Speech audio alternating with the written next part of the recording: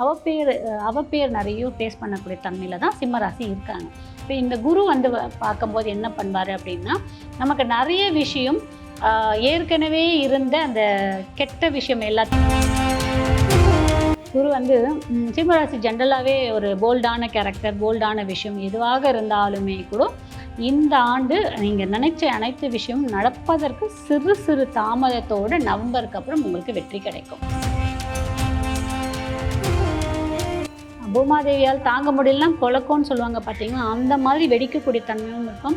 Tsunami மாதிரியும் கடல் எவ்வளோ அமைதி, எவ்வளோ ஒரு சாந்த, ஒரு பார்க்கக்கூடிய ரெஃப்ரெஷிங்காக இருக்கக்கூடிய ஒரு பிளேஸ். ஆனால் சுனாமி வந்தால் நம்மளுக்கு தாங்க முடியுமா? அதெல்லாம்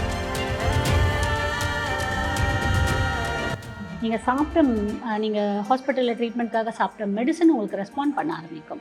இல்லை ஒரு நோய்க்கு மருந்தே தெரியாமல் ஒரு டாக்டரே கிடைக்காமலாம் நம்ம கஷ்டப்பட்டுருப்போம் பார்த்தீங்களா, அதுக்கு எல்லாத்துக்கும் ஒரு ரெமெடிஸ் கிடைக்கும். அந்த இடத்துல இருக்கக்கூடிய விநாயகர் இல்லை அந்த இடத்துல இருக்கக்கூடிய ஆஞ்சநேயர், அந்த இடத்துக்கு போகும்போது உடல் ரீதியான பிரச்சனைகள் சால்வ் ஆகும்.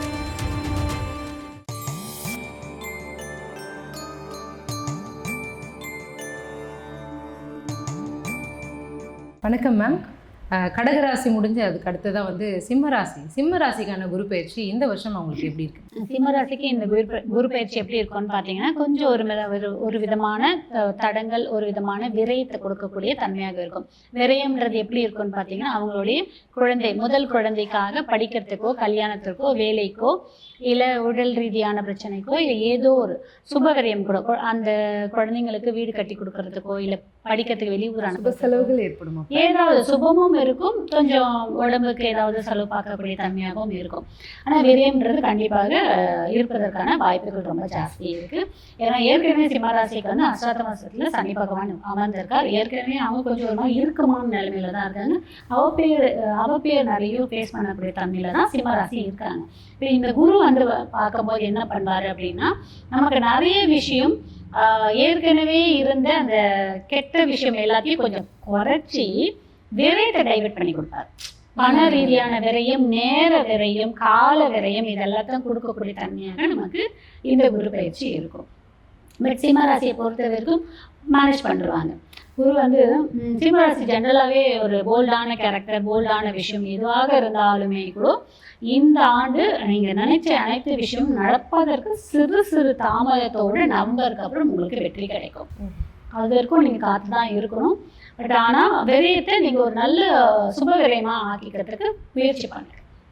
சுப விரயமாக ஆக்கிக்கிறதுக்கு அதை வந்து நம்ம எப்படி கன்வெர்ட் பண்ணிக்கிறோம் அப்படிங்கிறத பொறுத்து தான். இப்போ இவங்க வந்துட்டு ஒரு நீங்கள் சொல்கிற அந்த விரயம் அப்படிங்கிறது வந்து ஒரு பிஸ்னஸ் ஸ்டார்ட் பண்ணி அதில் இன்வெஸ்ட் பண்ணலாமா, ஷேர் மார்க்கெட் அந்த மாதிரி பண்ணலாமா, அவங்களுடைய பணத்தை வேற ஒரு விஷயத்தில் போட்டு டபுள் பண்ணுறதுக்கான விஷயங்கள்லாம் இந்த மாதிரியான குரு பயிற்சியில் பண்ணலாமா?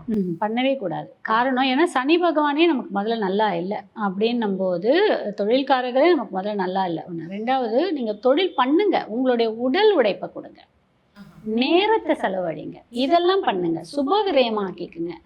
ஆனால் இன்வெஸ்ட்மெண்ட் போகாதீங்க, அகலக்கால் வைக்காதீங்க. ஒரு பிஸ்னஸ் பண்ணிட்டீங்கன்னா அந்த பிஸ்னஸ்லேயே ரன்னிங்கள் போயிருங்க தவிர வேறு பிஸ்னஸ்க்கு பெருசாக நாட்டம் கொடுக்காதீங்க. இல்லை அதுவே பிரான்ச்சஸ் பண்ணுறீங்களா கொஞ்சம் ஹோல்ட் பண்ணுங்கள், கொஞ்சம் காலம் மாறட்டும். நமக்கு அடுத்த வருடம் மார்ச்சுக்கு அப்புறம் நீங்கள் அதை டிசைட் பண்ணிக்கலாம். பட் இந்த வருடம் நீங்கள் இருக்கிறதுலே அப்படியே ரன்அப் பண்ணிக்கிறது, அப்படியே போகிறது, அப்படியே மூவ் ஆன் ஆகிறது, இதெல்லாம் பண்ணிக்கணும். ஃபேமிலியில் பேசும்போது மட்டும் கொஞ்சம் கவனம் வேணும். ஃபேமிலியோடு கொஞ்சம் செலவு கொடுங்க, டைம் ஸ்பெண்ட் பண்ணணும். அவங்களோட கொஞ்சம் இன்ட்ராக்ட் ஆகுங்க, அவங்களோட இது பண்ணுங்கள், கோவமாக இருக்காதீங்க. இந்த மாதிரி சில விஷயத்தெல்லாம் நம்ம தவிர்க்கும் போது நிறைய விஷயத்த நம்ம வந்து யூட்டிலைஸ் பண்ணிக்கிறது இருக்கும். என்ன எப்படி இருந்தாலும் கடைசியில் நமக்கு சப்போர்ட் பண்ணக்கூடியது ஃபேமிலி தான். அந்த சிம்மராசி வந்து மோஸ்ட்டாக இம்பார்ட்டன்ஸ் கொடுக்கும் ஃபேமிலிக்கு. பட் என்னென்னா அந்த கோபம், அந்த ஒரு பிடிவாத குணம், அந்த ஒரு இது எல்லாத்தையும் வச்சிருக்கிறதுனால உரிய ஒரு சிம்மராசி. ஆக்சுவலாக எல்லாம் சிம்மத்தை தான் சொல்கிறாங்க, கிடையவே கிடையாது, கடகம் தான். அப்படியா? கடகம் தான் இருக்கிறதுலே கோபம் அப்படியே சீறி பாஞ்சிட்டு, தாயுள்ளம் கொண்டவள் அப்படின்ற மாதிரிலாம் அந்த ராசியை அமைதி தாயுள்ளம் கொண்டவர்கள் தான். ஆனால் சுனாமி வந்து அமைதியாக இருக்குது கடல், சுனாமி எழுந்துச்சுன்னா எப்படி இருக்கும், அதுதான் கடகம். ஓகே, சிம்மத்தை விட டெரிஃபிக் வந்து கடகம் அப்படின்னு சொல்கிறேன். இல்லைன்னு யாராலையும் சொல்ல முடியாது. அமைதியாக இருப்பாங்க, அமைதியாக லிசனாக இருப்பாங்க, அமைதியாக இருப்பாங்க. ஆனால் அவங்கள அப்படி தூண்டி வச்சு சீண்டி விட்டுட்டோன்னு வச்சுக்கோங்களேன், அவங்கள மாதிரி வெடிக்கிற ஆள் யாருமே கிடையாது. அவங்க பக்கத்தில் யாரும் நிற்கவே முடியாது. அவங்க கோவப்படும் போது யாராலையும் பக்கத்தில் நிற்கவே முடியாது. யாரும் இல்லைன்னு சொல்லவே முடியாது. கண்டிப்பாக வீட்டில் ஒரு கடகம் இருக்காங்கன்னா, பொண்ணோ பையனோ அப்பாவோ இல்லை யாரோ ஒருத்தவங்க இருக்காங்கன்னா கண்டிப்பாக கீழே கமெண்ட் கொடுப்பாங்க. ஆமாம் இவங்க சொல்கிறது அப்படின்னு கண்டிப்பாக அமைதியாக இருப்பாங்க. 90% அமைதியாக இருப்பாங்க. ஆனால் அவங்கள மீறி கோவம்ன்றது அந்த ஒரு எக்ஸ்ட்ரீம் லெவல் போச்சுன்னா வெடிக்கக்கூடிய முதல் ஆள் அவங்க தான்.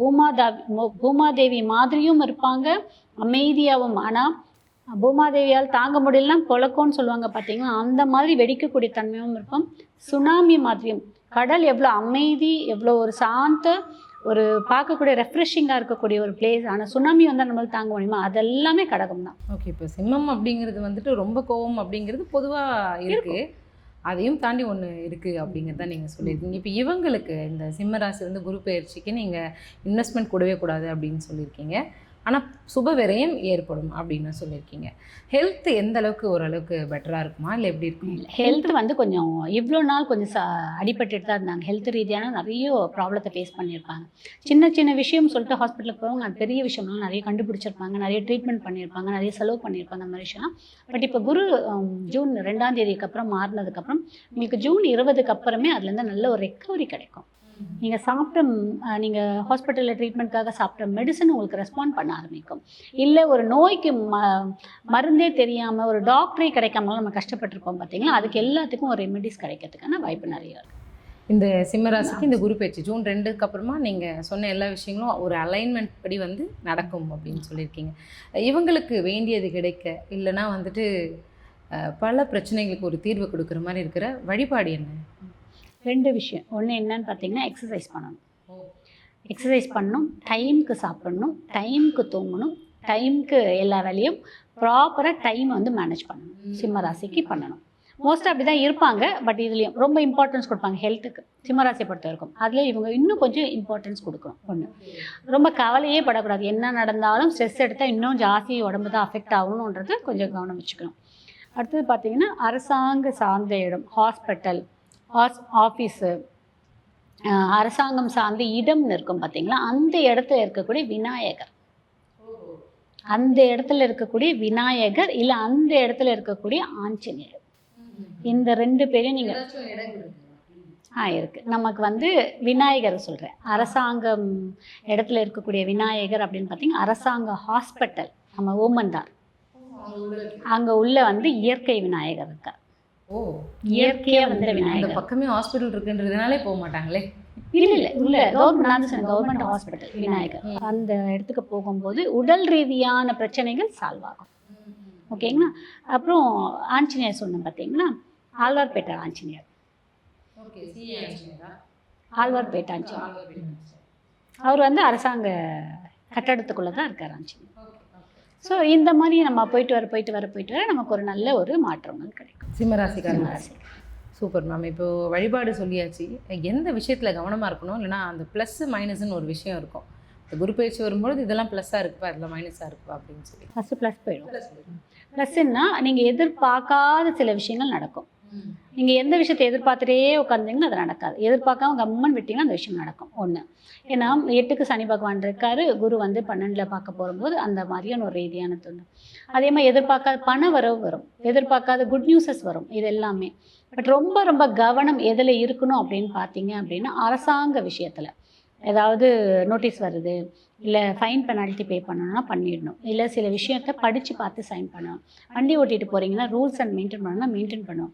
வண்டிக்கு இன்சூரன்ஸ் வேணுமா, இன்சூரன்ஸ் செக் பண்ணிக்கணும். ஆமாம், உங்களுக்கு இன்சூரன்ஸ் வேணுமா, உங்களுக்கு இன்சூரன்ஸ் செக் பண்ணிக்க. எல்லாத்துலேயும் நீங்கள் கரெக்டாக இருந்துட்டிங்கன்னா இந்த ஆண்டை வந்து அழகாக கடந்துடலாம். Super ma'am. இப்போது சிம்மராசிக்கு வந்துட்டு குரு பயிற்சி பலன்களும் சொல்லிட்டீங்க, அவங்க வழிபட வேண்டிய தெய்வங்களும் சொல்லிட்டீங்க, அவங்களோட ப்ளஸ் சொல்லிட்டீங்க. மைனஸாக சொன்னேன், எல்லாத்துலேயுமே கவனம் வேணும். அது முக்கியமாக. ஆமாம், முக்கியம் கவனம் வேணும். ரொம்ப நிறைய நல்லது நடக்கும்னு நினச்சிட்டு ரொம்ப அசால்ட்டாக இருந்துட்டிங்கன்னா அதுதான் நம்மளை காலவரை விட்டுரும். ஓகே. ஸோ குருட்டு நம்பிக்கை வேண்டாம். அதுதான் அழுத்தமாக என்ன சொல்கிறாங்க அப்படின்னு. குருட்டு நம்பிக்கை வேண்டாம். இன்டெப்த்தாக யோசிங்க, ப்ளஸ்ஸும் யோசிங்க, மைனஸும். Super ma'am. இப்போது சிம்மராசிக்கு எல்லாமே சொல்லிட்டீங்க. தொடர்ந்து அடுத்த ராசிகள் பற்றி பேசலாம். நன்றி.